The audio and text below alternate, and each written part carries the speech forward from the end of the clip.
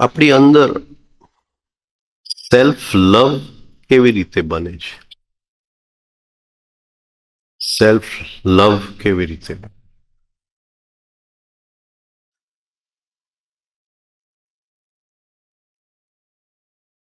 અને એના લક્ષણ શું? એના લક્ષણ શું? સેલ્ફ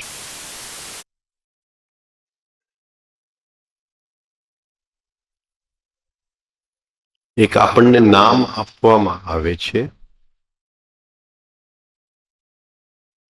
અને આપણે એ નામ સાથે આઈડેન્ટિફાય થઈ જાય.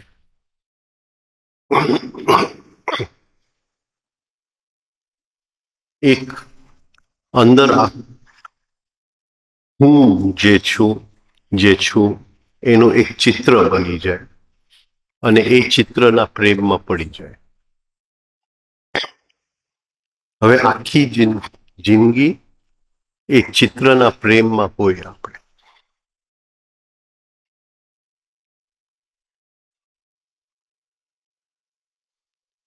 અને એનો લક્ષણ એ છે કે આપણને ક્રિટિસાઇઝ કરે, તે જ કોઈ નિંદા કરે તો જે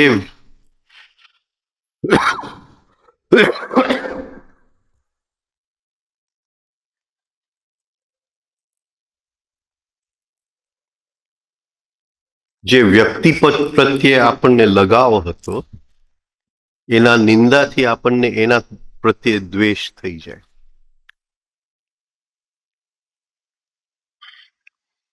તો જો આપણે ભૂતકાળમાં જઈએ તો એવો કોઈ પણ એક સંબંધ આપણે ક્યાંય પણ બાંધ્યો છે જેની સાથે આપણને સેજ પણ અત્યાર સુધી અણગમો નથી થયો.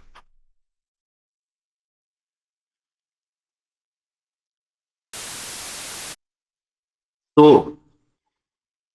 હજી સુધી પ્રેમ આપણે ચાખ્યો નથી, સેલ્ફ લવ ચાખેલો છે. કારણ કે પ્રેમ એવી વસ્તુ છે જેનું ઓપોઝિટ નથી. એટલે આજે એ વ્યક્તિ વખાણ કરતો હતો તો ગમતો હતો અને એ નિંદા કરે તો એ ગમતો હતો. એમાં જો ચેન્જ આવી ગયું તો એ સેલ્ફ લવ છે.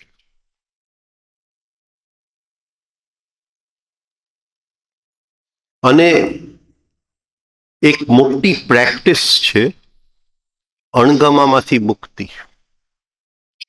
Free of રિઝેન્ટમેન્ટ.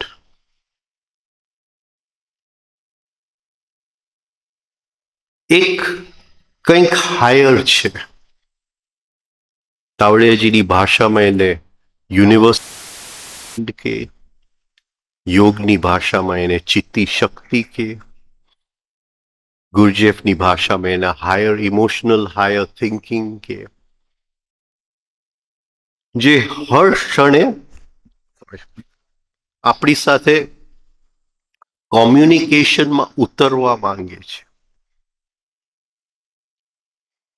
એ 24 કલાક બોલે છે આપણી સાથે,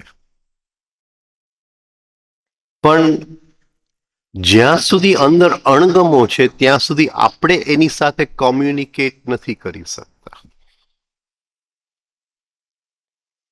આવડે હજી કોમ્યુનિકેશન એક્સરસાઇઝ આપી ગયા. લોકો આવીને કહે મને કે કોમ્યુનિકેશન નથી થતું. કોમ્યુનિકેશન કરવાનો પ્રયાસ નથી કરવાનો, અણગમામાંથી મુક્તિનો પ્રયાસ કરવાનો છે, તો કોમ્યુનિકેશન છે જ. આ નિયમ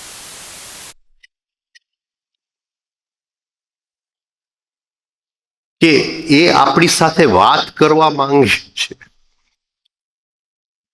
હકીકતે વાત કરી રહ્યું છે,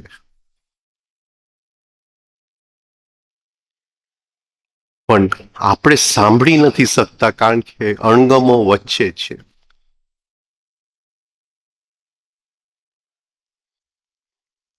તો મિકેનિકલ લાઇકિંગ અને મિકેનિકલ ડિસલાઇકિંગ,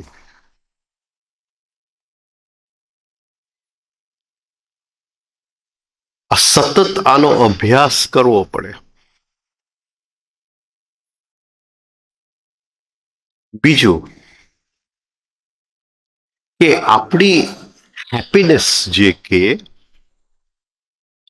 જેને આપણે ખુશી કે પર આધારિત છે.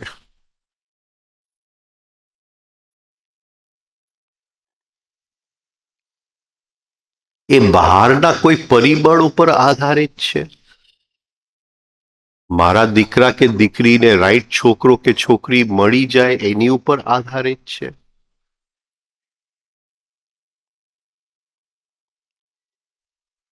આવતીકાલે સારું પિક્ચર થિયેટરમાં ચડે એની ઉપર આધારિત છે. નવું ડ્રેસ માર્કેટમાં આવ્યું તો એ નવું ડ્રેસ હું લઈ શકું એની ઉપર આધારિત છે. મારા કોઈ વખાણ કરે એની ઉપર આધારિત છે. મને ક્યાંય અન્યાય ન થાય એની ઉપર આધારિત છે. જ્યાં સુધી હેપીનેસ, ખુશી કોઈક બીજા પરિબળો પર આધારિત છે ત્યાં સુધી એ ગુલામી છે. મારા જીવનમાં આ થાય તો હું ખુશ થાઉં, અને એ હિપ્નોસિસ આપણને દેખાતું નથી. આપણે હેપીનેસની શોધમાં તો છે જ.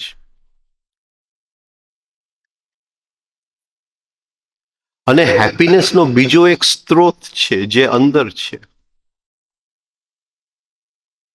પણ વચ્ચે પાછો અણગમો છે. એ સ્ત્રોત, એનું ફાઉન્ટન શું કહેવાય, એનો ફાઉન્ટન ફુવારો વ્યક્ત નથી થતો જ્યાં સુધી વચ્ચે અણગમાનું લેયર છે. અણગમો, હવે આપણા અણગમો આપણે જરાક જોઈ લઈએ. જેટલા પણ અણગમા છે એ યુનિવર્સલ છે.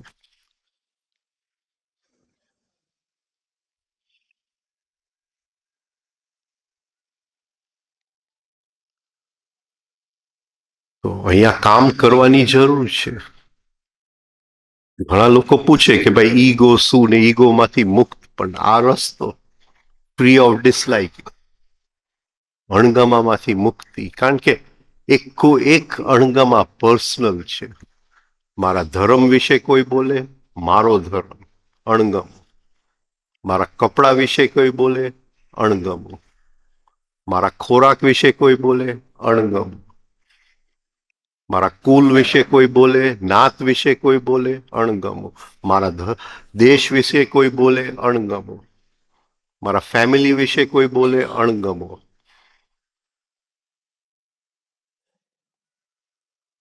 અને એક એ રિયલ નથી, કારણ કે બધાની છે. હું મારું પર્સનલ, અને આખી યાત્રા સેલ્ફ લવમાં ને મારી નાખવાની યાત્રા છે.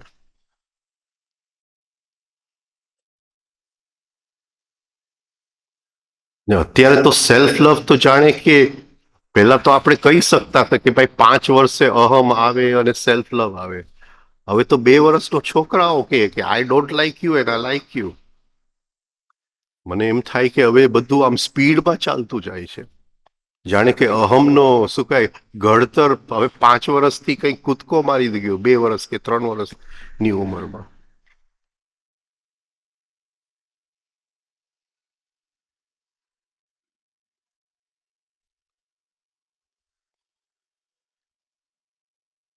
તો આપણી દિવસની અંદર કઈ વસ્તુ છે જેમાં સેલ્ફ નથી આવતું? તું આજ જે મારા સેલ્ફ માટે ન કર્યું.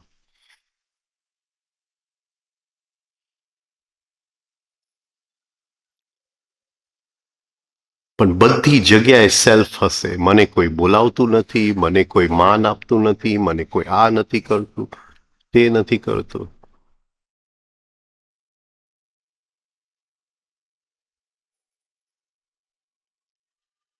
તો આનું ઓબ્ઝર્વેશન, આને જોવું, જરા પર્સનલમાંથી મુક્તિ, લાઈફ ને સમજવું હોય તો પેલા આપણે લાઈફમાંથી હટી જવું પડે.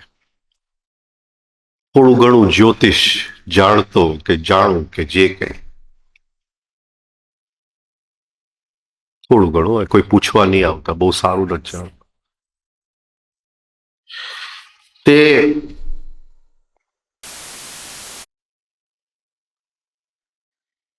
જેટલા જ્યોતિષને ઓપિનિયન લીધું એ કે બસ તારું મૃત્યુ છે ને 42 ને 47 ની વચ્ચે થઈ જવું જોઈએ. અત્યારે 62 થયા. જેટલાને પૂછ્યું મને પણ થયું કે બરાબર તો છે, મને લાગતું હતું. તાવડિયાજી મળ્યા એટલે પેલે કુંડલી કે શું છે, મેં કહ્યું આમાં આમ છે. એ જોયું નહીં એને. એ કે મૃત્યુ બે વસ્તુની હોઈ શકે. શરીરની મૃત્યુ એ થાય અને અહમની મૃત્યુ એ થાય. તારે શું કરવું એ તું નક્કી કરી લેજે.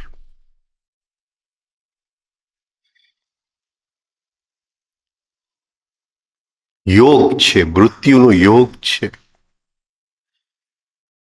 પણ મૃત્યુનું યોગ એટલે ખાલી શરીરનું મૃત્યુ નહીં.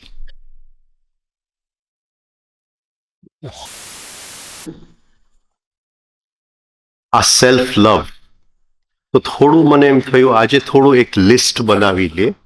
કઈ કઈ વસ્તુ આપણે આપણી જાતની અંદર ઓબ્ઝર્વ કરવાની કોશિશ કરશું.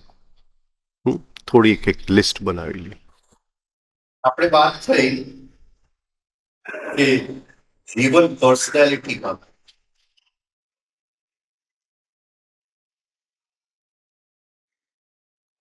એ જીવન કાં તો આપણે એસેન્સમાં મોકલી શકીએ કાં તો ફોલ્સ પર્સનાલિટી.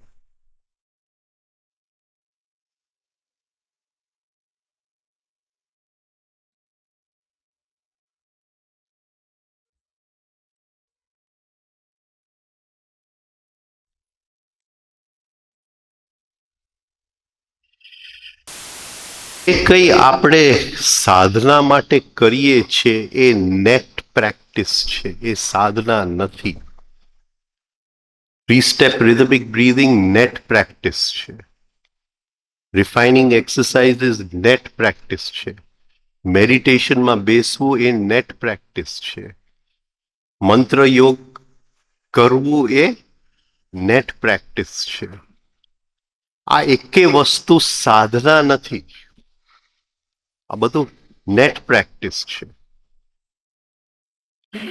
ક્રિકેટ મેચ રોજનું જીવન છે. હર ક્ષણ છે. આપણું નેટ પ્રેક્ટિસ સારું હશું તો આપણે જીવનના ખેલની અંદર સારા પ્લેયર બની શકશું. પ્રેક્ટિસ વગર પ્લેયર ન બની શકે. એને 1 કલાકનું મેચ રમવું હોય તો 100 કે 200 કલાકનું નેટ પડે તો એ 1 કલાકનું મેચ રમી શકે. તો નેટ પ્રેક્ટિસ ઇમ્પોર્ટન્ટ છે. પણ સાધના જે છે એ જીવનનો હર ક્ષણ છે. અને જીવનના હર ક્ષણે જીવન અંદર આવે છે પર્સનાલિટીમાં. અને પર્સનાલિટીમાંથી ફોલ્સ પર્સનાલિટી મજબૂત થઈ તો આપણે કોન્શિયસનેસનું પગથિયું નીચે ઉતરી ગયા. અને પર્સનાલિટીમાંથી એસેન્સ જીવ મજબૂત થયો તો કોન્શિયસનેસનું એક પગથિયું ચડી ગયા. આટલી જ વાત છે. આટલું ક્લિયર થઈ જવું જોઈએ. લોકો વર્ષો સુધી જપ કરે છે અને પરિણામે ગુસ્સો એકદમ વધી જાય છે.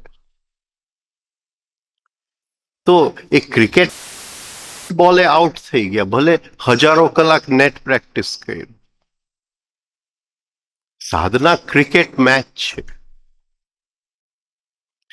હવે જે આ ફોલ્સ પર્સનાલિટી છે એના થોડા આપણે લક્ષણ લખી લઈએ એટલે આપણને જોવામાં કામ આવે. પહેલું અને મોસ્ટ ઇમ્પોર્ટન્ટ, ઇનર અકાઉન્ટિંગ.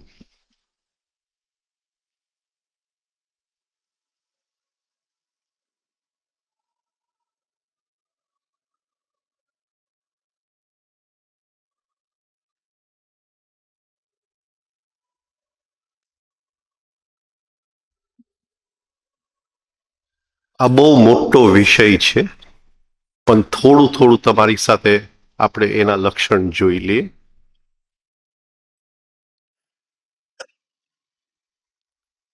પહેલું કે what others think about me. બીજા લોકો મારી માટે શું વિચારી રહ્યા છે એ હર ક્ષણે એનો હિસાબો રાખતો જાઉં છું. એને મારી માટે આને આવી વાત કરેલી, આ અકાઉન્ટિંગ છે. આ અકાઉન્ટિંગ છે, રાઈટ? એટલે પહેલું એનું છે કે what others think about me. બીજું છે વોટ આઈ એમ ઓડ.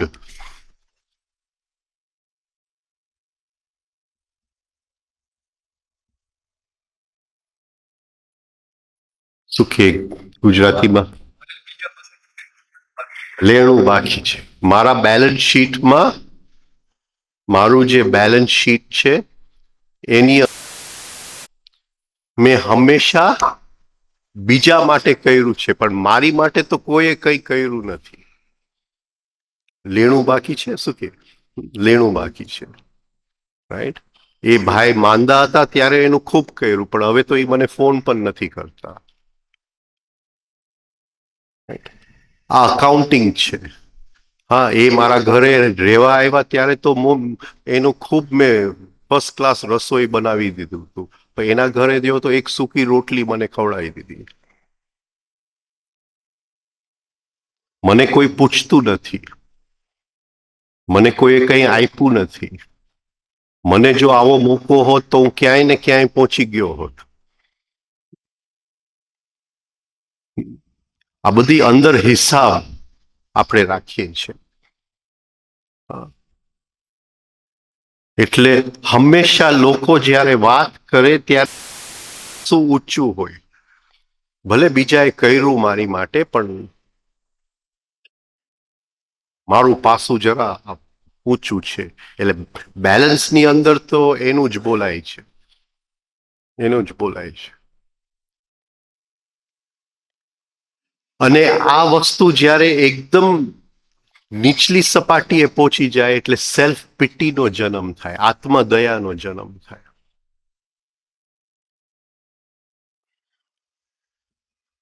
આત્મદયાનો જન્મ થાય. એક કેસ તો તમને વાત કરું તો તમને મગજમાં ઉતરે નહીં. એક ભાઈ આવીને એટલા બધા ફરિયાદ કરે છે કે મને જીવનમાં મોકો ન મળ્યો, હું બધું દોષ મારા ફાધરને આપું છું, એને સરખું મને એજ્યુકેશન ન આપ્યું, આમ ન કર્યું, તેમ ન કર્યું. ને એ જો મને એ ક્ષણે તમે માનશો નહીં, ફોન આવ્યું કે યોર ફાધર હેઝ ડાઈડ. એક ક્ષણે એના ફાધરને ગાળમ ગાળી કરતો તો બીજા ક્ષણે રડવા માંડ્યો. આ સમજાય છે બફર્સ, કે જ્યારે દિવાલના આ બાજુ છે હું મનની અંદર, ત્યારે દિવાલનું આ બાજુ દેખાતું નથી, અને દિવાલની આ બાજુ છે ત્યારે આ બાજુ દેખાતું નથી. આ પાર્ટીશન્સ છે આપણા મનની અંદર, આપણા સાયકિક સ્ટ્રક્ચરની અંદર, ને આવા તો હજારો પાર્ટીશન્સ છે. અને આપણને કલ્પના નથી કે એક ક્ષણે હું આવો હતો અને બીજા ક્ષણે એ જ વ્યક્તિ જે અત્યારે મને મારા દુઃખના બધાય કારણ આ વ્યક્તિ હતો, એ જ બીજા ક્ષણે એ વ્યક્તિ માટે હું રડું છું. આ પકડાય છે આ અકાઉન્ટિંગ. અને એ જ નથી કે માતા પિતાનો તો કઈ વાક જ નથી. જે એ જીવ છે જે માતા પિતાને ચૂઝ કરે છે. માતા પિતા છોકરાઓને ચૂઝ નથી કરતા. જે જવાબદારી છે એ જીવની. તે આ માતા પિતા ચૂઝ કર્યો તો તારો વાંક છે. તે શું કામ ચૂઝ કર્યો? અને કોઈક મિકેનિકલ લો પ્રમાણે ચૂઝ થઈ ગયા તો એ મિકેનિક્સનું તું ભોગ બની ગયો. એમાં ક્યાંય પણ માતા પિતાનો ક્યાંય પણ ભૂલ નથી આવતો. એની જવાબદારી જ નથી. જવાબદારી જે આવા વાળો છે એની જવાબદારી છે.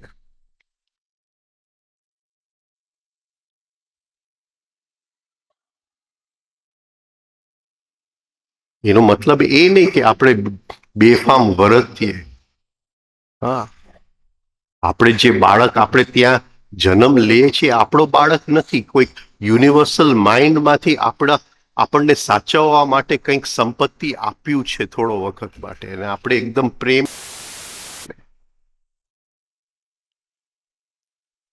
વી are trustees for somebody else's. કારણ કે એ આવ્યું છે એસેન્સ, એટલે એ ગ્રહોમાંથી આવેલું છે. એનું ઓરિજિન ક્યાંક બીજે છે. તો એક આપણી અંદર એક જાતની ફિલિંગ હોય કે પીપલ ઓ મી. એક્ઝેક્ટ આનું હું નથી ગુજરાતી કરી શકતો, પણ હા, લોકો મારા ઋણી છે. લોકો મારા ઋણી છે, રાઈટ. અને આ એક અંદરનું ઇનર સતત અંદરની એક ગણતરી છે. તો પેલા આપણે જોયું વોટ અધર્સ થિંક અબાઉટ મી.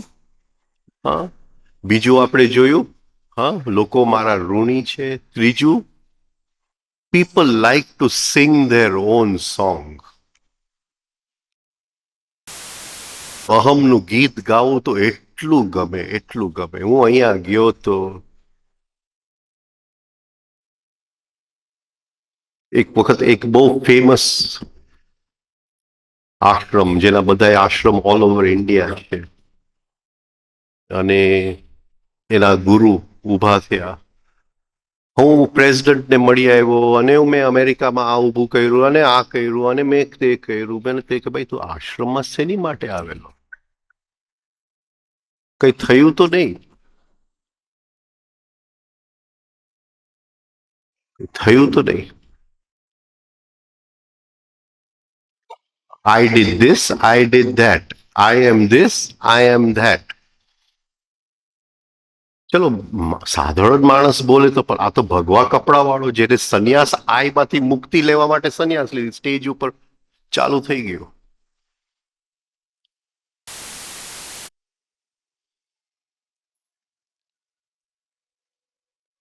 તો સિંગિંગ યોર સોંગ.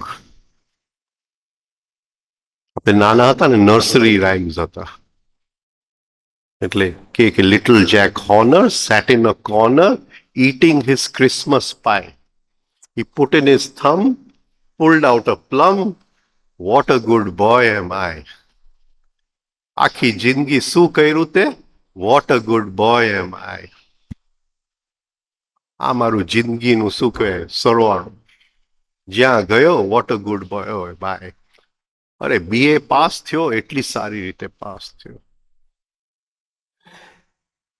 આ કર્યું એટલું સારી રીતે કર્યું, આ કર્યું એટલું સારી રીતે કર્યું.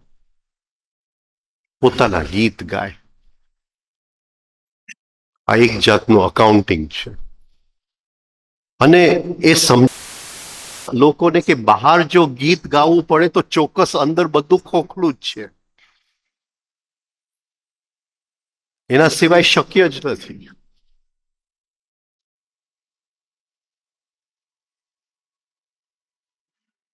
અને ગીતો બે ટાઈપના હોય છે, સુખી ગીતો અને દુખી ગીતો. અને લોકોને દુઃખની વાત કરવાની તો એવી મજા આવે, એવી મજા આવે. દુખી ગીતો ગાય.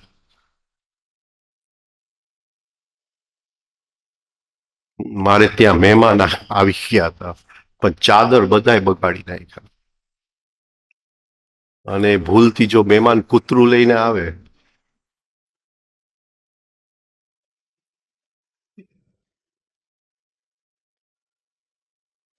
મને તો યાદ છે કે કૂતરું ખોવાઈ ગયું હતું, આખો આશ્રમ કૂતરું શોધતું હતું.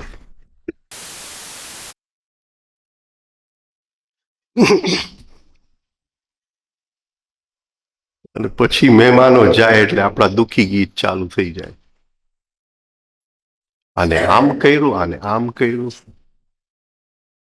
અને એ દેખાતું નથી કે જે વ્યક્તિ પોતાનો દુઃખનું ગીત ગાય કે એ ત્યાંનાથી લોકો ભાગે કે હમણાં ચાલુ થઈ જશે. અને એ શોધતો હોય પાછો.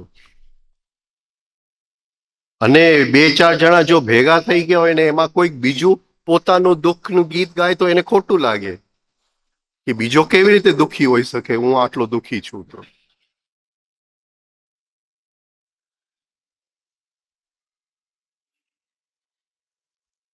સેલ્ફ લવ ના રૂપ જે છે ને સમજવા બહુ મુશ્કેલ છે.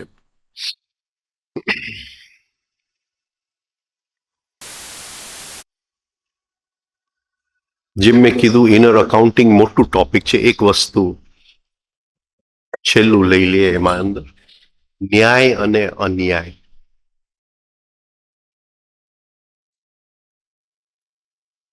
ઘણા લોકોને એવું એક ફિલિંગ છે કે જીવને મારી સાથે અન્યાય કર્યું, ભગવાને મારી સાથે અન્યાય કર્યું.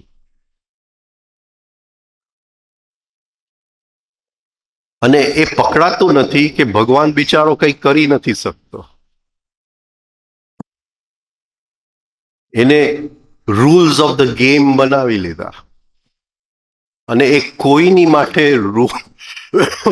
રૂલ જે છે એ ટ્વિસ્ટ કરી શકતો નથી. આપણે માણસના ઓલામાં ટ્વિસ્ટ કરી શકાય રૂલ્સ.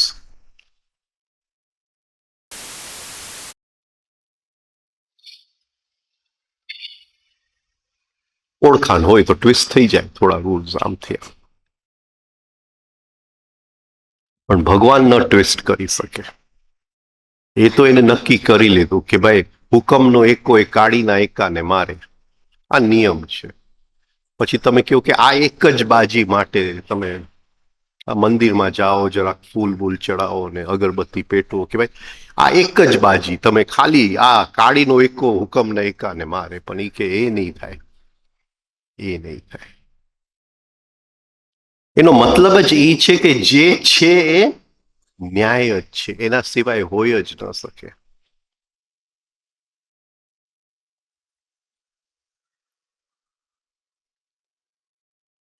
અને આપણને ખબર નથી કે એટલા બધા મોકા આપણને મળે તમગુણ ઓછું કરવાનું, કારણ કે ખૂબ તમગુણ પડેલું છે. આપણને ખબર નથી ક્યારે ક્યારે આપણે ભેગું કરેલું છે.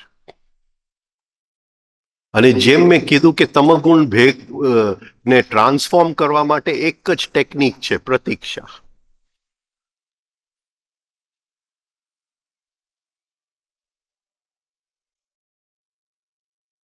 આ બધા નવા એરલાઇન્સ આવ્યા ત્યારે બોમ્બે એરપોર્ટ પર બહુ શું કહેવાય કન્સ્ટ્રક્શન ચાલતું હતું.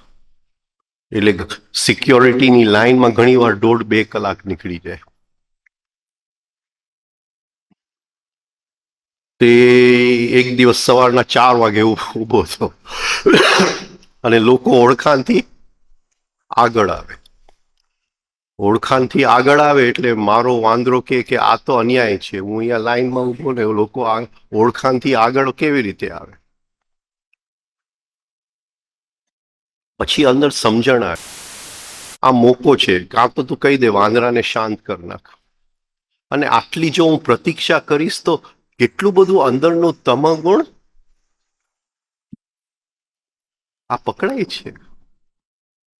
Every stick has 2 ends.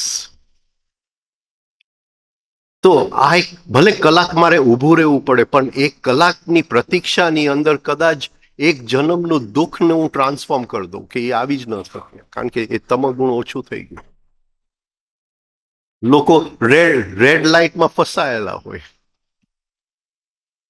અને ઘણી વાર તો આપણે ત્યાં એક્ઝેક્ટ પહોંચે ત્યાં જ બ્રેક મારવું પડે અને પછી આવે ઇરિટેશન. અને એ ખ્યાલ જ નથી આવતો કે આ મોકો છે, જરાક અંદર જો પ્રતીક્ષામાં બેસી જાય તો આવનારું દુઃખમાંથી મુક્તિ મળે.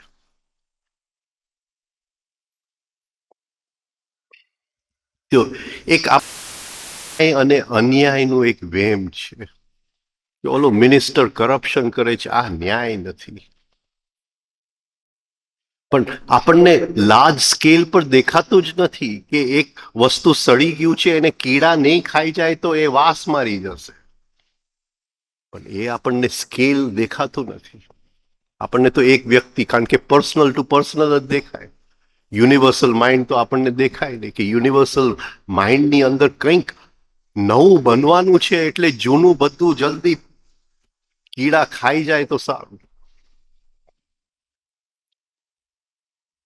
આપણને દેખાય પણ આ કરપ્શન થઈ રહ્યું છે. પણ આ યુનિવર્સલ માઇન્ડ, આ પ્રકૃતિની અંદર કરપ્શનની જગ્યા ક્યાં છે એ આપણને દેખાતું. હું એમ કહેતો નથી કરપ્શન કરો, પાછું કઈ ગોટે ચડી જશે. એમ નથી કહેતો.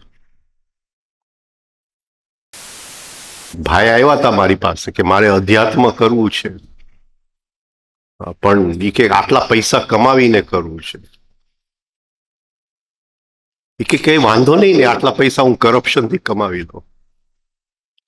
મેં કહ્યું અધ્યાત્મ કરવાની વસ્તુ નથી, હર ક્ષણ જીવવાની વસ્તુ છે.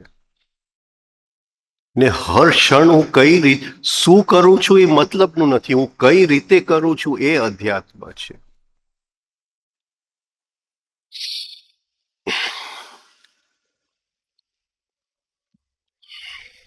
તો ન્યાય અને અન્યાય આ બધું ઇનર અકાઉન્ટિંગમાં આવે. આપણે પહેલી વસ્તુ લઈ લીધું, મિકેનિકલ ડિસલાઇકિંગ.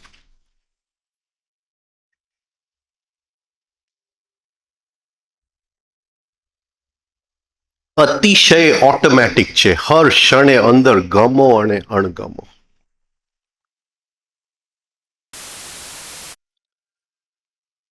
સેજ ગરમી વધી જાય, અણગમો. સેજ પંખો ફાસ્ટ થઈ ગયો, અણગમો. ધૂળની ડમરી ઉડી, અણગમો. રાઈટ? અને આપણને આ ખ્યાલ જ નથી કે અંદર આ બકબક ચાલુ જ છે. ગમે છે, નથી ગમતું, ગમે છે, નથી ગમતું. સતત આ બકબક ચાલુ છે અંદર.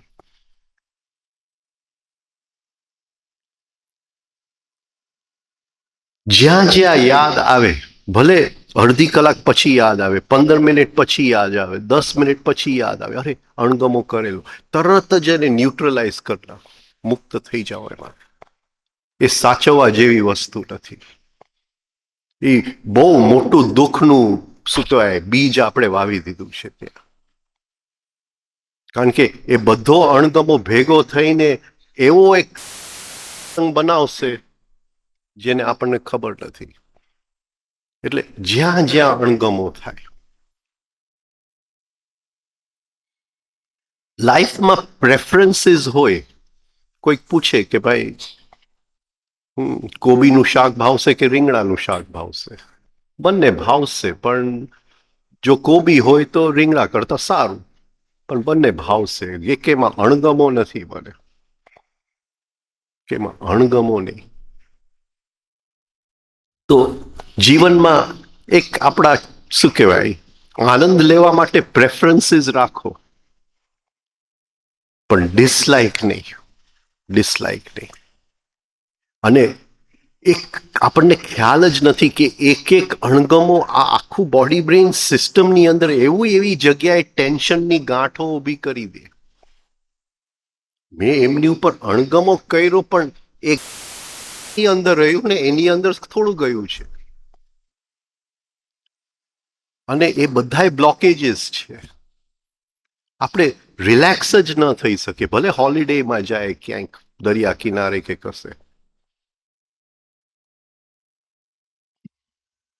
કોઈક કાલે પૂછતું તું વ્યસનનું, એમ થાય કે ભાઈ અડધો પેક પી લો તો જરાક આ બધા ગાંઠ થોડો વખત માટે ભૂલી જાઓ, બધા ગાંઠને ઓગાળી નાખો ને.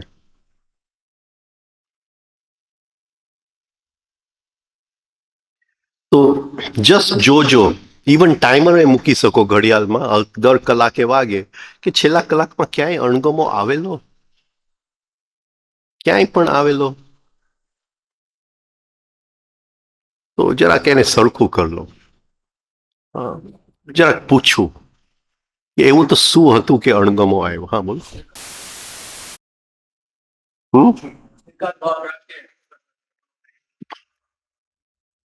સ્વીકૃતિ, સ્વીકૃતિ અઘરું છે. એ મારા 10 રૂપિયા લઈ ગયો, સ્વીકૃતિ. સ્વીકૃતિ.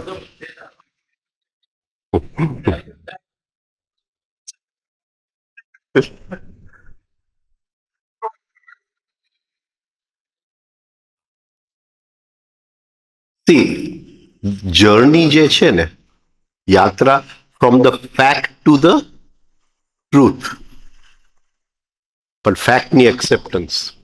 અત્યારે ફેક્ટની એક્સેપ્ટન્સ આવ્યું ને, ફેક્ટની એક્સેપ્ટન્સ આવી ગયું. હા આવી ગયું, આવી ગયું. કેરોસીનની વાસથી સારી કોઈ પણ સ્મેલ.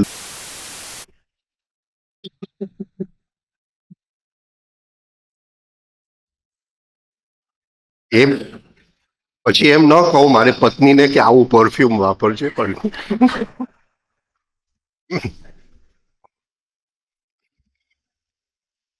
સ્વીકૃતિ તો બહુ ઊંચી ઘટના છે, અઘરું છે.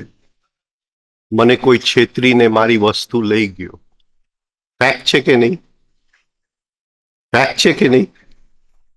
એક્સેપ્ટન્સ ઓફ ફેક્ટ પકડાય છે. મારા દીકરાને કોઈક બોલી ગયું, ફેક્ટ છે કે નહીં? Acceptance of fact. તો પછી ટ્રુથની જર્ની થઈ શકે. ટ્રુથ આપણને દેખાતું નથી, એ તો જ્યારે શું કહેવાય સૂર્યમાંથી અવતરણ થાય.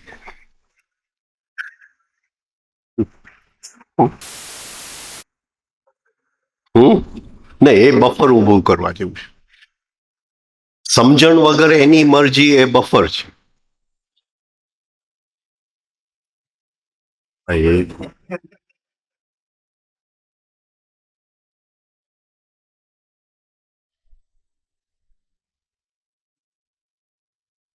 કોની મરજી ચાલે? હા, કોની મરજી ચાલે?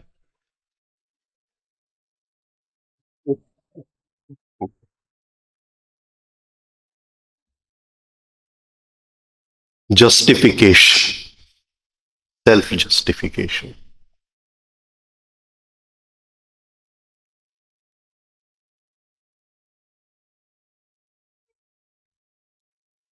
Never put yourself right.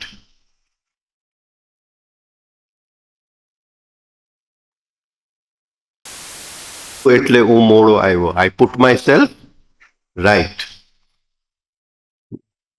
મને સમજણ નથી એટલે આ વસ્તુ થઈ ગઈ. I put myself right. એટલે તાવડિયાજીની એક કહેવત છે કે never defend your self, late your life speak four it self. આપણે હંમેશા આપણી જાતને સાચા ઠેરવીએ.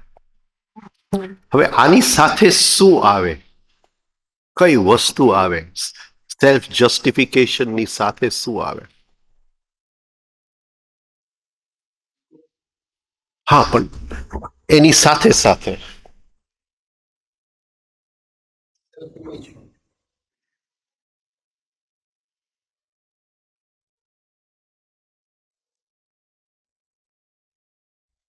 લાઈંગ શું કે ખોટું બોલવું કે શું? જૂઠા.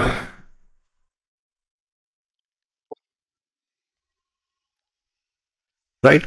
એટલે પહેલી વસ્તુ, હવે જેમ એ બરૈયાભાઈએ પૂછ્યું હતું કે વ્યવહારમાં તો આપણે કેવું પડે કે ભાઈ મારાથી આમ થઈ ગયું, પણ સેલ્ફ લવને એક બાજુએ મૂકી દો. કારણ કે જસ્ટિફિકેશન આપણે ત્યારે કરીએ છીએ કે કહીએ છીએ કે મારાથી ભૂલ થઈ શકતું નથી. I am always right. I am always right. એટલે એ જૂઠાણું છે ત્યાં.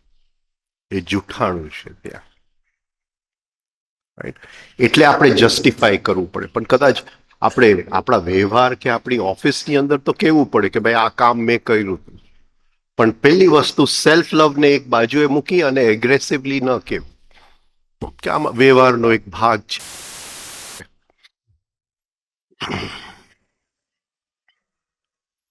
અધ્યાત્મમાં સાચું અને ખોટું નથી હોતું. અધ્યાત્મમાં સત અને અસત છે.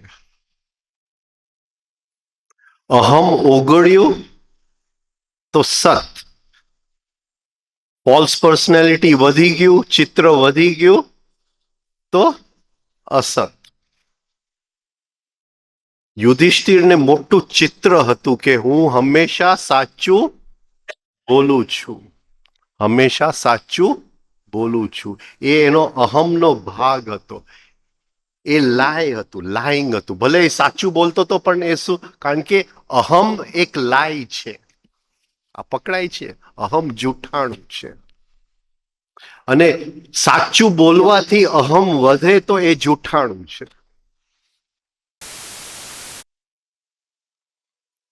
અને કૃષ્ણએ એને કીધું કે તારે તો ખોટું બોલવું જ પડશે.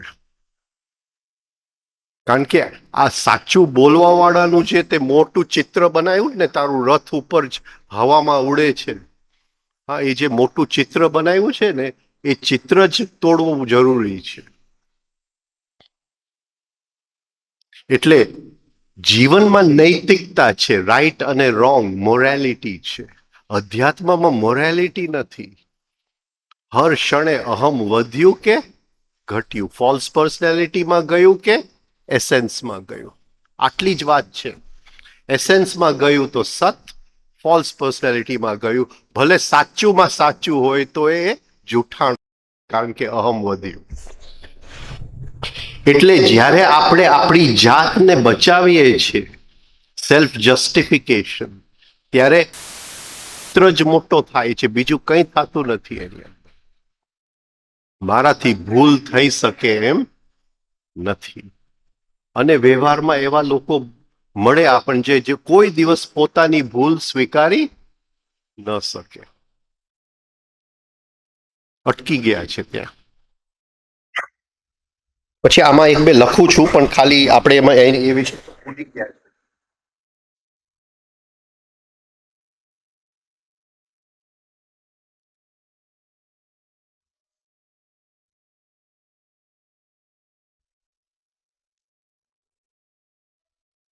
હરેક જે જીવનનો રોલ આપણે ભજવીએ છીએ એની સાથે એનું પિક્ચર્સ બનાવીએ છીએ. રાઈટ. તમે ઓફિસમાં જાશો તો તમારી અંદર પિક્ચર તો છે હું કેટલું સારું કામ કરું છું. અને ઘણા લોકોનું કે મારા ઓફિસમાં મારા સિવાય કોઈ કામ જ નથી કરતું. રાઈટ. ઘરે દીકરો થશે તો એક પિક્ચર તો છે જ કે હું કેવો પિતા છું. બિઝનેસ કરતા હશો તો એક પિક્ચર તો છે જ કે કેવો. તો આ બધા પિક્ચર્સનું જે કલેક્શન છે એ ફોલ્સ પર્સનાલિટીનો ભાગ છે.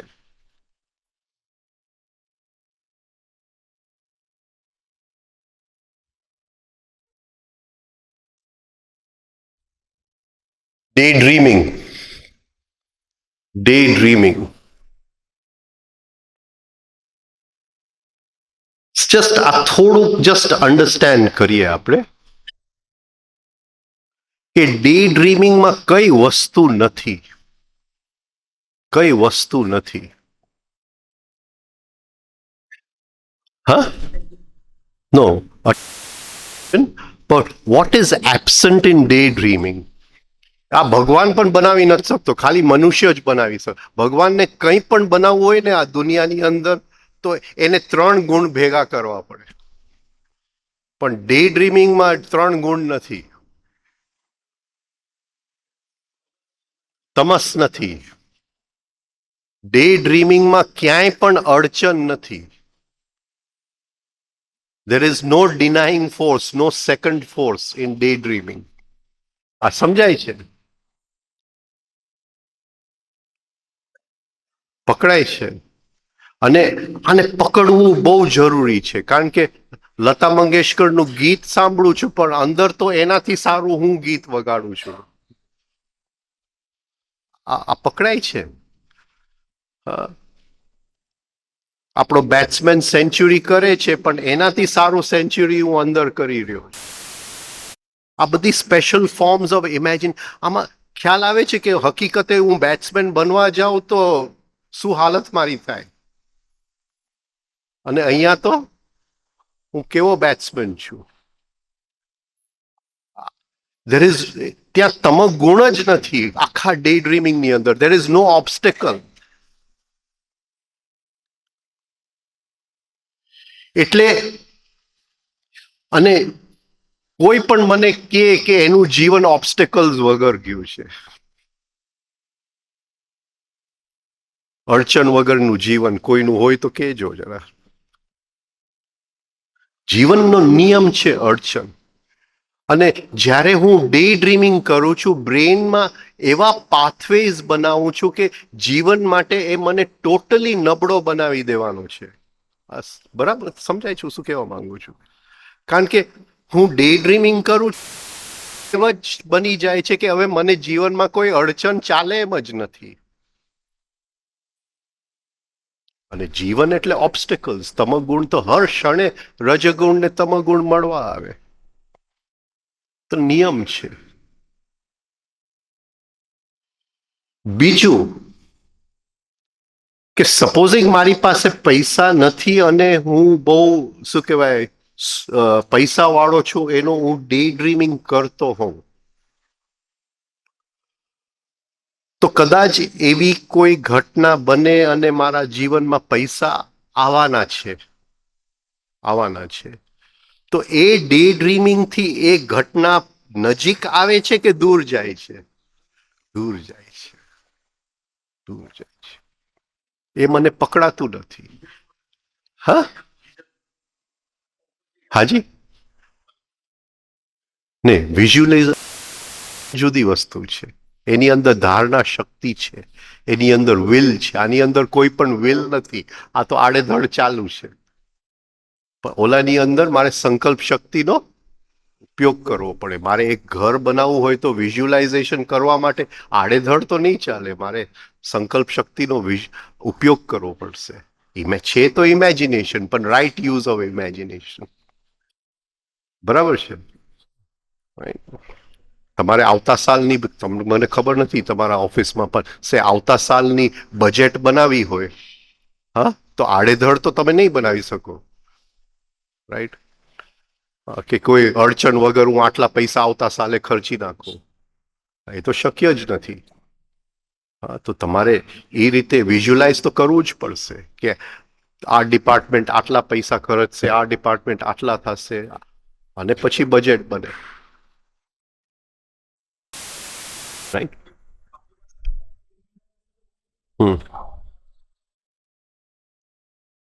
એટલે સમજાતું નથી.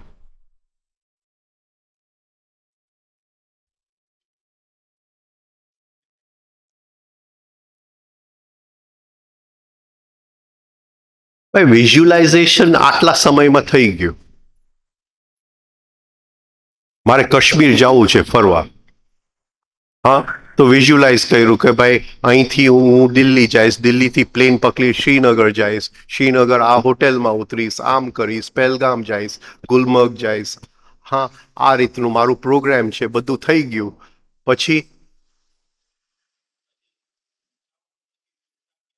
પછી સપનાની અંદર હવે હું કાશ્મીરમાં છું અને આમ કરું છું. થઈ ગયું ને? એટલે જસ્ટ વિચારી લ્યો. જરૂરી છે ત્યાં ઇમેજિનેશનનો ઉપયોગ કરવાનો છે. બરાબર છે. એટલે મારું જ્યારે ટ્રાવેલ પ્લાન બનાવતો હતો ત્યારે હા ઇમેજિનેશનનો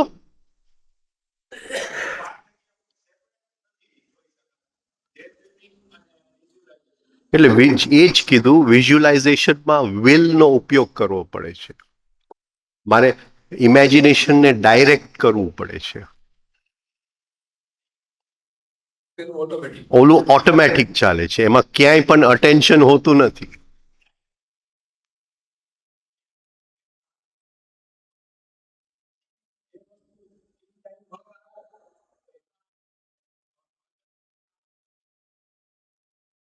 હજી પકડાતું નથી મને. આજે મારે એક્ઝામ આપવું છે, બરાબર. તો મેં મારી જાતને જોયું એક્ઝામ હોલની અંદર, મારું બ્રીધિંગ રિધમમાં છે, મારું પલ્સ રેટ રિધમમાં છે, મારું અટેન્શન ફોકસ્ડ છે, રાઈટ. તો એ વિઝ્યુલાઇઝેશન છે. આ સમજાય છે? એ વિઝ્યુલાઇઝેશનનો હું ઉપયોગ કરું છું, બરાબર છે. એટલે એક્ઝામિનેશન હોલમાં જ્યારે મેં 5-6 વખત કરી લીધું, રિપીટ કરી લીધું, હવે એક્ઝામિનેશન હોલની અંદર મારું પલ્સ બીટ હાઈ નહીં થાય. આ સમજાય છે? મારું અટેન્શન ફોકસ રહેશે, મને ગભરામણ નહીં થાય. એ મેં પ્રેક્ટિસ કરી લીધું. આ સમજાયું? પણ એ ન કર્યું. હવે એક્ઝામ, હવે તો પાસ થઈ ગયો, 100માંથી 100 મળી ગયા. બિચારો એક્ઝામિનરને હકીકતે 101 આપવા હતા, પણ હવે એના હાથમાં મજબૂરી છે, એને 100 જ આપવા પડે. તો એ ડે ડ્રીમિંગ છે.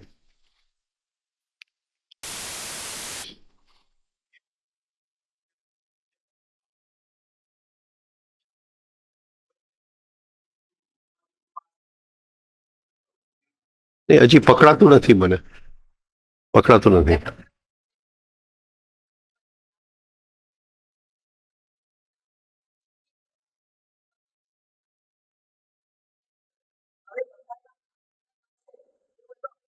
પણ એ વિઝ્યુલાઇઝેશન છે, એ જ કહેવા માંગુ છું. એ વિઝ્યુલાઇઝેશન છે, એ રાઇટ યુઝ ઓફ ઇમેજિનેશન છે. મને તારી સાથે દુશ્મની છે અને તું બપોરે મને મળવા આવવાનો છે, મને ખબર જ છે જેવો તને હું જોઉં ભડકો થવાનો છે, એના કરતાં હું 10 વખત વિઝ્યુલાઇઝ કરું કે તું એ બેઠો છે ને હું પ્રેમથી બેઠો છું. હા, મને કંઈ રિએક્શન નથી આવતો. તે વખતે મને ઉપયોગી થાય કે ન થાય? હા, ચોક્કસ ઉપયોગી થાય. બાકી તો હું નેગેટિવિટીનો સીધો હુમલો જ કરી મૂકું તારી ઉપર, રાઈટ. હું હવે એ નથી કરતો અને અરે તું મળવા આવ્યો પણ તારી અંદર તો મોટું ચેન્જ આવી ગયું એટલે તું ફૂલોની હાર માળા લઈને મને મળવા આવ્યો. એ બધું ડે ડ્રીમિંગ. હા, ડે ડ્રીમિંગ. ડે ડ્રીમિંગની અંદર તમગુણ નથી. આ સમજાય છે? વિઝ્યુલાઇઝેશનની અંદર હું તમગુણને વિઝ્યુલાઇઝ કરી અને એને કેમ ન્યુટ્રલાઇઝ કરું, સત્વથી કેમ ન્યુટ્રલાઇઝ કરું, એનું ઇન્ટેલિજન્સ જગાડું છું. આ પકડાય છે?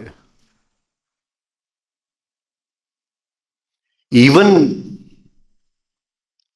દિવસના સપના અને રાતના સપનામાં ફરક હોય છે. કોઈ દિવસ નોંધ કર્યું છે? દિવસના તો હું એવો ગીતકાર છું, લતાનો ગીત સાંભળીને તો ઓહો આખું હોલ ઊભા થઈને 50 વખત તાલી પાડતું હોય. રાતના સપનામાં ભૂલથી ગીત ગાવા બેઠો તો બધા જૂતાઓ જ ફેંકે મારી ઉપર. કોઈ દી જોયું છે? આ સમજાય છે? પણ મારું કહેવાનું મતલબ એ છે કે એક વસ્તુ આપણા નસીબમાં હોય ભોગવવાનું, પણ ડે ડ્રીમિંગથી એ આપણે ઓલરેડી એને વહેલું ભોગવી લઈએ છીએ એટલે એ વસ્તુ દૂર થતી જાય છે.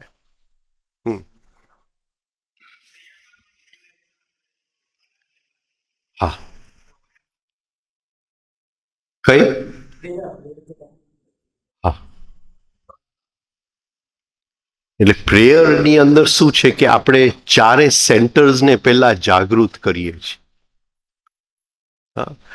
એટલે man can only pray in his totality, right. એટલે આપણે વિઝ્યુલાઇઝ કરીએ છીએ કે હું થિંકિંગ થી એ હું પ્રાર્થના કરું છું, ભાવથી એ હું પ્રાર્થના કરું છું, સંવેદનાથી એ પ્રાર્થના કરું છું, અને ક્રિયાથી એ હું પ્રાર્થના કરું છું. એટલે આ ચાર સાથે ચાલે, આ ચાર જે ભાઈઓ છે એ સાથે ચાલે એની માટે હું પહેલેથી વિઝ્યુલાઇઝ કરું છું. કારણ કે હું તે વખતે જ્યારે હું મંદિરમાં જઈ અને પ્રાર્થના કરું, કદાચ એક ભૂલી જાઉં, તો મૂર્તિને જોઉં છું, રાઈટ? તો મૂર્તિની અંદર શું સાયન્સ પડેલું છે એનું મને વિચાર આવે છે, રાઈટ? મૂર્તિનું જ્યારે હું વિઝ્યુલાઇઝ કરું છું અંદર, તો મૂર્તિનો ભાવ અંદર ઉત્પન્ન થાય છે. એ ભાવ ઉત્પન્ન થાય છે, એની મારી સંવેદનાઓની અંદર જુદી જુદી સંવેદનાઓ આવે છે. અને જે એ મૂર્તિની પૂજા કરું છું એ મારી ક્રિયા શક્તિ છે. આ ચાર શક્તિ ભેગી થાય છે, વિચાર શક્તિ, સંવેદના શક્તિ, ક્રિયા શક્તિ. ત્યારે હું પ્રેયર કરી શકું છું. A man can only pray in his totality.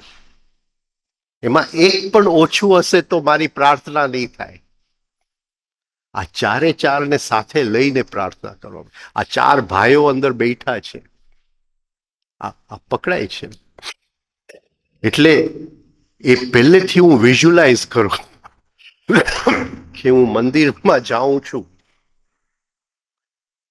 એક શિવલિંગ છે તો લિંગની સાયન્સ છે, એનું આકરણીનું સાયન્સ છે, રાઈટ? એ કઈ રીતે અંદર બેસાડેલું છે એનું સાયન્સ છે, એની એક ઓરા છે, એ ઓરા મારી ઉપર કઈ રીતે કામ કરશે, આ બધાય પહેલેથી. જેમ હું કાશ્મીરનું મારે પ્લાનિંગ તો કરવું પડે ને, કે એમને હું કોઈ પણ ટ્રેનમાં બેસીને કાશ્મીર પહોંચી જાઉં. પ્લાનિંગ તો કરવું પડે ને, કે અહીંથી હું આમ જઈશ, આમ જઈશ. જ્યારે પ્રાર્થના કરવા જાઉં છું એની પહેલા એક પ્લાનિંગ કરી લઉં છું, રાઈટ? કે મારું ઇન્ટેલેક્ચ્યુઅલ સેન્ટર આ રીતે પ્રાર્થના કરશે, એ એનું રહસ્ય ઉઘાડવાની પ્રાર્થના કરશે. આ પકડાય છે. પછી મારા ભાવ કેન્દ્ર, કે એ જે મૂર્તિ છે, એ જે કંઈ છે, એનું પ્રેઝન્સ મારી અંદર કેમ ફીલ કરવું, to feel the presence inside.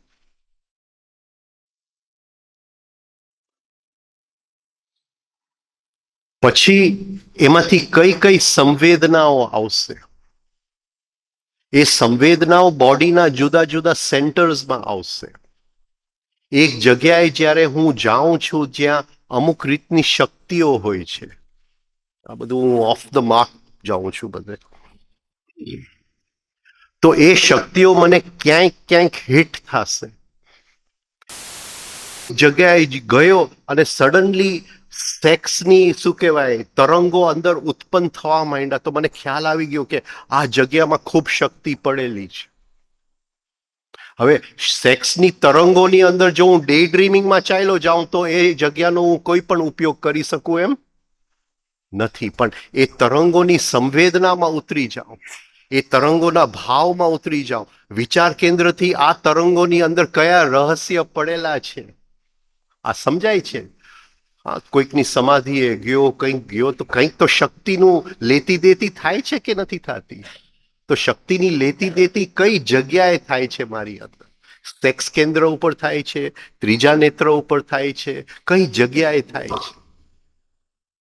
એ રીતે ત્યાં હું રિલેટ થઈ શકું છું, એ રીતે ત્યાં હું સંબંધમાં ઉતરી શકું એમ છું. અને એક નિશાની તો કે જે પાવરફુલ જગ્યા હશે ને ત્યાં તમને આમ લાગશે કે અહીંયા ધક્કો લાગી ગયો મને સેક્સના કેન્દ્રમાં, તરત ખ્યાલ આવી ગયો કે અહીંયા એકદમ પાવરફુલ કંઈક વસ્તુ છે. હવે સેક્સના વિચારમાં ચાલ્યો ગયો તો બધું પતી ગયું. કારણ કે આ જે તરંગો ઉઠવા માંડ્યા એ અતિશય પાવરફુલ તરંગો છે. અને એ જગ્યાએ ઊભો રહીને એ તરંગોને જે હું ટ્રાન્સફોર્મ, ગઈકાલ રાતે કોઈક મને કુંડલીની શક્તિ કોણ કંઈક પૂછતું હતું, કોઈક ભાઈ પૂછતા હતા. આ સમજાય છે હું શું કહેવા માંગુ છું? એનું રૂપાંતરણ થઈ જાય, એ જગ્યામાંથી હું કંઈક લઈને આવ્યો. અને આવી જગ્યાઓ હોય છે. કારણ કે એક વ્યક્તિ જે અંદર કોન્શિયસનેસમાં કેન્દ્રિત થયો છે, ભલે એનું સ્થૂળ શરીર મરી જાય છે, પણ એનું સૂક્ષ્મ શરીર મરતું નથી. તો એ જગ્યામાં જઈને આપણે કંઈક લેતી દેતી કરી શકીએ. ખાલી સેક્સ કેન્દ્ર ઉપર થાય એવું એ નથી. કદાચ એક જગ્યાએ જાય ને આપણું હૃદય એટલું બધું ખીલી જાય કે આપણે આપણું પર્સનલ કઈ દુનિયામાં છે એ જ ભૂલી જાય. એક કોન્શિયસનેસનું expansion in the emotional centre થયું. પ્રેમની એક જાતની તમને એક સંવેદના થયું, યુનિવર્સલ લવની સંવેદના થઈ. એ જે જાતની સાધના એ વ્યક્તિએ કરેલું એ પ્રમાણનું એની સાથે સંબંધમાં આપણે ઉતરશું. આ પકડાય છે. એટલે એવી જગ્યાઓ હોય છે. અને પણ હું પહેલેથી વિઝ્યુલાઇઝ જ ન કરું તો પછી તે જગ્યાએ જઈને હું રાઈટ ચાવી નહીં દબાવી શકું. મારે પહેલેથી નેટ પ્રેક્ટિસ તો કરવું જ પડે કે નહીં? એ નેટ પ્રેક્ટિસ કરવું પડે કે નહીં? બરાબર છે ને? હવે ખાલી અહીંયા મંદિરમાં જવું હોય તો હું 1 સેકન્ડ તો વિચારી શકું છું ને અંદર કે અહીંથી આ કરીશ, અહીંથી આ કરીશ, અહીંથી આ કરીશ. 1 સેકન્ડ ત્યાં ઉભા રહ્યો, પણ એ 1 સેકન્ડ વર્ષો બરાબર છે.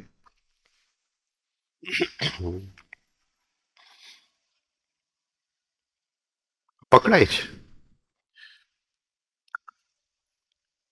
જીવનમાં ઘણા બધા જે જાગૃત વ્યક્તિઓનો શું કહે હેલ્પ એટલે ગાઈડન્સ મળ્યું. એમાં એક હતા વિમલાજી, વિમલા ઠાકર. એને જોવાનું એ છે કે આ જગ્યામાં એમને ખૂબ શિબિરો કરેલા છે ગોપનાથમાં. તો એમને મળ્યું કૃષ્ણમૂર્તિમાંથી મળ્યું. તો તમે બેઠા હતા આબુમાં, એમનું ઘર છે, એ ખુરશી પર બેઠા, હું પગથિયા ઉપર બેઠો, બહાર બેસીને અમે સાંજ માનતા હતા.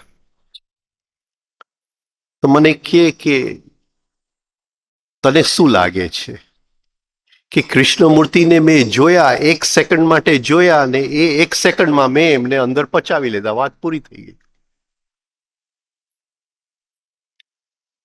ઘણા લોકો ગુરુ પાસે વર્ષો રહીને કંઈ પચાવી નથી શકતા.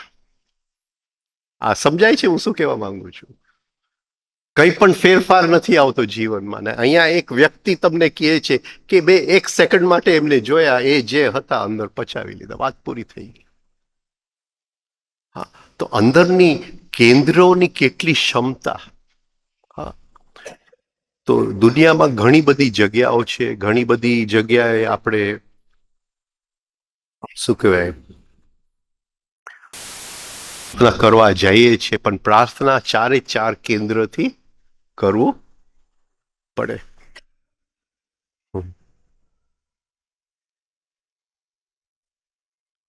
દર વર્ષે કેપટાઉન જાઉં.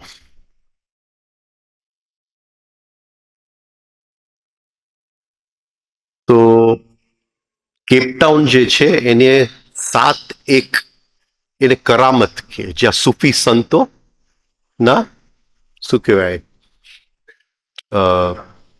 દરગાહ છે, સૂફી સંતોના દરગાહ છે. તો આમ બંધાયેલ તમને રીતસર કેપટાઉન જુઓ એટલે તમને એ માઉન્ટેન જુઓ એટલે તમને એમ લાગે કે આ ગિરનારનો ભાઈ જ છે, જાણે કે એ ગિરનાર જ છે ત્યાં. ભલે એ લોકોએ નામ આપ્યું છે ડેવિલ્સ પીક, સાચું નામ નથી આપ્યું એ લોકોએ, ઋષિ પીક આપવું જોઈએ.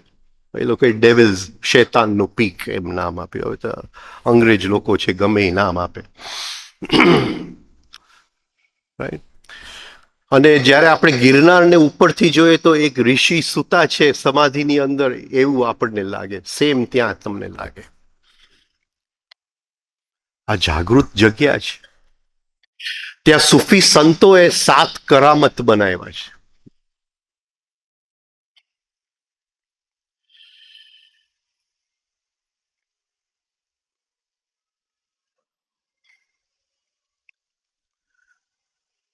તો એક કરામત છે, કરામત એટલે દરગાહ. હા, તો મને કોઈ લઈ ગયો ત્યાં, એ લઈ ગયો ત્યાં, અને હવે એ લોકો તો એ આવીને એ લોકોના જે કંઈ બોલે ત્યાં એ એમના કુરાનમાંથી બોલે, જે વ્યક્તિ મને લઈ ગયા. મેં કીધું મને ઓમકાર આવડે, ઓમકાર કરું, તો કે હા કરો ને, એમાં કઈ વાંધો નહીં. તો ઓમકાર કર્યું, કલાક ઓમકાર કર્યું.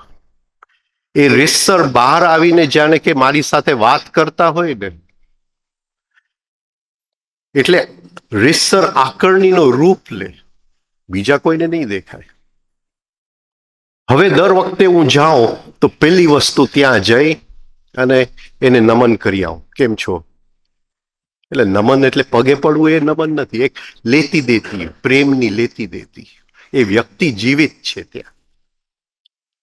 ભલે આપણને આંખથી દેખાતી નથી, છતાંય અંદરની આંખથી દેખાય છે.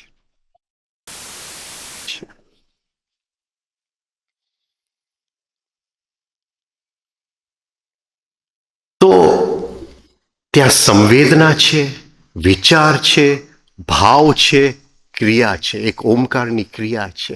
આ ચારે જ્યારે ભેગા થાય છે, એને ન છૂટકે એના દરગાહમાંથી બહાર આવીને વાત કરવી પડે છે. બે ત્રણ બીજા લખી નાખો.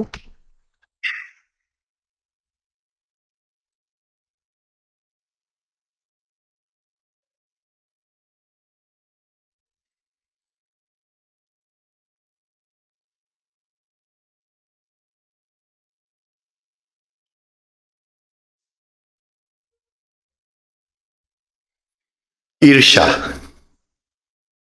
અને ઈર્ષામાંથી દ્વેષ. ઈર્ષા અને દ્વેષ માં કોઈનું મને ગમતું નથી, ને દ્વેષમાં એ વ્યક્તિને નીચે ઉતારવાની કોશિશ કરું છું. સ્પેશિયલી આપણા મિત્ર સાથે દ્વેષ જે અંદર એનો સ્વાદ આવે છે જોઈ લેવું. કોઈક મારો મિત્ર આવીને કહે કે અરે આટલા પૈસા મારા લોસમાં ગયા, અને જો અંદર કંઈક સ્વાદ આવતો હોય તો એને ચોક્કસ અંદર જોઈ લેવું. હા, કારણ કે એ બહુ જ સૂક્ષ્મ વસ્તુ છે. અને ઘણીવાર દ્વેષ મિત્રોનું વધારે આવે છે, શું કહેવાય, હા, મિત્રો કે સગા જે હોય, પણ એના કરતા બીજા લોકો કરતા વધારે. રાઈટ. આ તો જો સ્પીડમાં હું નીકળી જાઉં છું. રાઈટ. કન્સીટ, સેલ્ફ કન્સીટ એટલે એક હું બધાયથી ઊંચો છું એવો પૂર્વ ભાવ. ઘણા ધર્મમાં એમ કે કોઈને પણ એનલાઇટન થવું હોય તો લે તો જ એનલાઇટન થાય. એટલે એ ધર્મના લોકોને એમ લાગે કે અમે બધાયથી ઊંચા છે. આ એક જાતની અંદર પૂર્વાગ્રહ, કન્સીટ, કે હું બધાયથી ઊંચો છું. રાઈટ. અને બાકી ચારે ચાર સેન્ટરમાં હેબિટ્સ છે. હા, હેબિટ્સ બોલવામાં, વિચારવામાં પણ આદતો છે, આપણા ભાવ કેન્દ્રમાં એ આદતો છે, હા, સંવેદનાઓમાં એ આદતો છે, અને ક્રિયામાં એ આદત છે. એ આદત હું આદતમાંથી કરું છું કે ઓરિજિનલ કરું છું, એ જરા અંદર જોવાની કોશિશ કરજો. અહીંયા હું પૂરું કરું, કારણ કે લગભગ કોઈને કંઈ બાકી છે પૂછવાનું કંઈ પણ? આપણે જરા ઓફ ધ ટ્રેક ચાલ્યા ગયા આજે બધે, ઓફ ધ ટ્રેક. બોલો, કોઈને કંઈ? હા, સમજાતું નથી. ગુણ હોય છે. It is a leakage of રજગુણ. શું કે ગેસ લીક થઈ ગયો હોય ને, રામદુલારે બાપુની ભાષામાં ડે ડ્રીમિંગ એટલે વાયુની વિકૃતિ.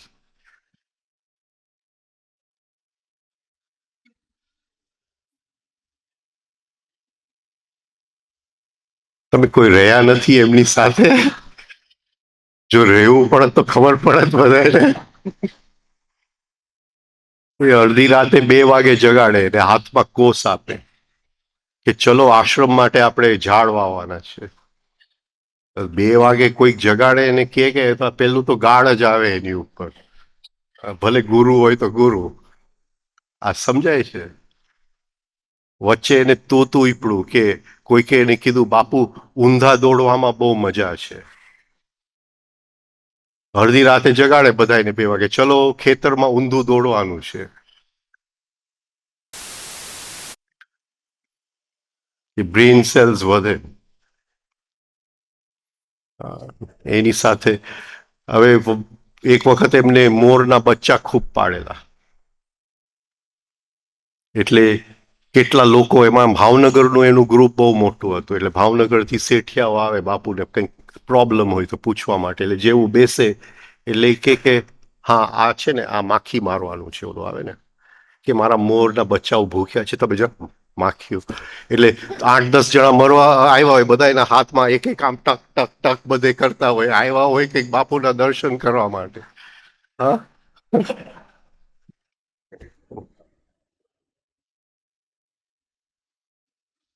બધાય ભાગે, કારણ કે જો ત્યાં જઈને એની પાસે જાય એટલે પકડાવી દે, જરાક માખીઓ મારો.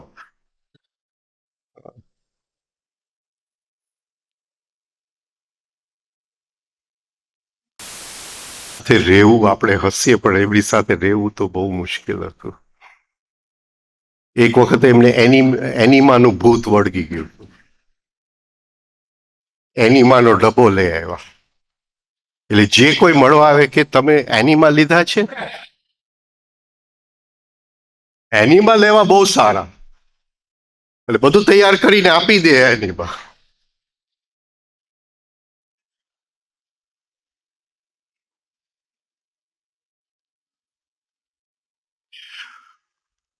એટલે બધાય ભાગે, ભૂલથી એના રવાડે ચડી ગયા તો એનિમા લેવું પડશે.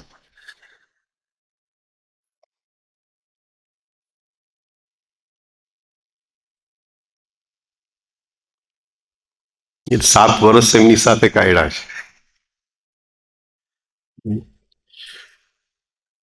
એટલે આપણે વાત કરીએ છીએ પણ ગુરુ સાથે રહેવું તો જરા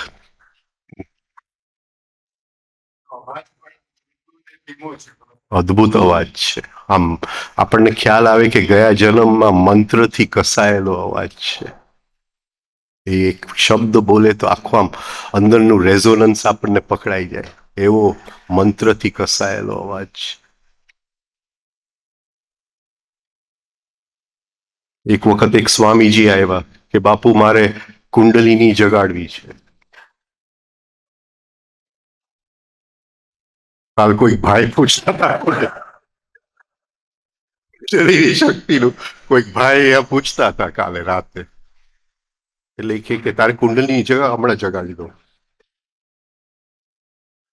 તો કે તું લુંગી કાઢ.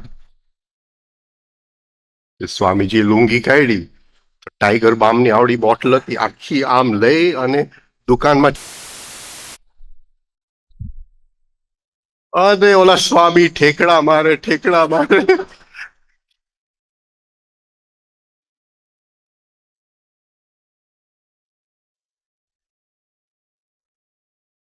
મેં કીધું ને તમને કુંડલીની જગાડી દઈશ.